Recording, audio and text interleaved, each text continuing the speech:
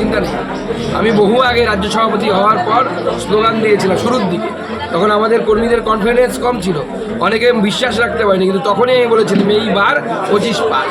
তো তখন কিছু মানুষ সন্দেহ প্রকাশ করেছিল, এখন বুঝতে পারছি সময় চলে এসেছে 25-এর বেশি সিট হবে। সিএ নাগরিকত্ব দেওয়ার আইন, এর মাধ্যমে কারো নাগরিকত্ব যাবে না, আমি গ্যারান্টি দিচ্ছি কারো নাগরিকত্ব যাবে না। একটু বিরোধীদের মিথ্যে প্রচার, যার নাগরিকত্ব চলে যাবে তার নাগরিকত্ব দেওয়ার দায়িত্ব সুকান্ত মজুমদার এবং বিজেপি দিচ্ছে।